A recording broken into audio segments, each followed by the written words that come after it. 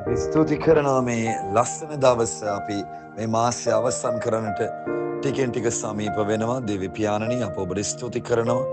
ස්වර්ගික බලය ජීවය අනුග්‍රහය අපට ලැබී තිබෙනවා මේ උදෑසන. දෙවි ඉගැන්වීම් මේ වෙලාවේදී මම සිහි කරන්නේ ඊ타ත්ම ආඩම්බරයෙන් ගාම්භීරව ප්‍රෞಢව විශ්වාසවන්තව. මොකද හේතුව මනුෂ්‍යයන්ගේ ජීවිත ගැලවෙනවා දෙවියන්ගේ වචනය නිසා. දෙවි ඉගැන්වීම් බොහොම බලවත් වූ ස්ථානයක් තමයි යෙරමියා 29:11 උන්වහන්සේ කියනවා නුඹගේ යෝජනා මගේ යෝජනා නෙමෙයි, නුඹගේ මාර්ගය මගේ මාර්ගයක් නෙමෙයි. අහස පොළවට වඩා උස්ව තිබෙන්නාක් මෙන් මගේ යෝජනා හැම විටම ඔබට වඩා උසස්ය. මගේ මාර්ගය ඔබගේ මාර්ගයට වඩා උසස්ය.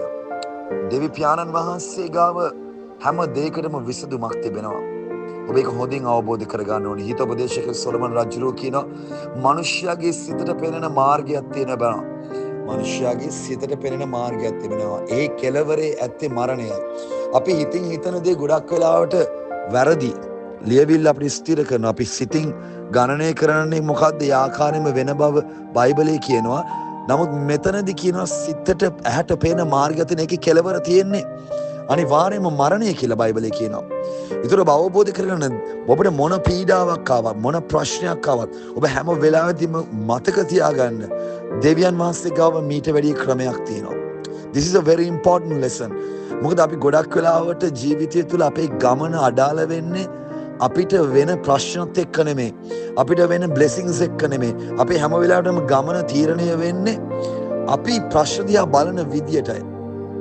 දෙවියන් වහන්සේ අපිට උගන්වනවා අපි ගාව වෙනස් සලස්මක් තිබෙනවා කියලා. මාතයි මේරි යවනවා ජේසුස් වහන්සේට එන්න කියන්න කියලා. මොකද මාතා මේරිගේ ඇහැට පේන මාර්ගයක් තිබ්බා. ඔවුන් හිතුවා ජේසුස් වහන්සේ මෙතන හිටියොත් හරි කියලා. එතන කෙලවරේ තිබෙ මරණයක්. නෑ අපි හිතන දේ වැරදි. ඔබ අවබෝධ කරගන්න ඔබ හිතන දේ ඔබගේ ප්ලෑන් එක. බයිබලයේ හිතෝපදේශකයේ 3 කියන පරිදි නුඹගේ සිතින් නොපීටා නුඹගේ මුළු හදවතම ස්වාමීන් වහන්සේ කෙරේ විශ්වාස කරන්න. මම ඔබට කියන දේ තේරෙනවනේ. ඒතකොට ඔබ අවබෝධ කරගන්න ජීවමාන කිත සමිඳුන් තුළ ඔබ වෙනුවෙන් සලස්මක් තිබෙනවා.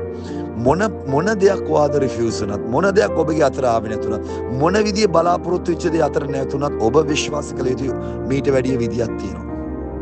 මීට වැඩිය ක්‍රමයකුත් තියෙනවා. මීට වැඩිය මට ආශිර්වාද එන විදියකුත් තියෙනවා.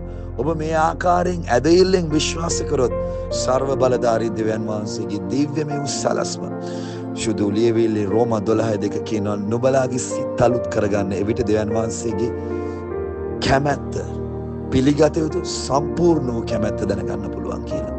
පිළිගත හැකි සම්පූර්ණ කැමැත්ත දැනගන්න පිණිස ඔබගේ ජීවිතය දවසක පියාණේ මම දන්නේ නැහැ මොනවද ඉන්නේ කියලා. හැබැයි හොඳ දෙයක් වෙන්න යනවා.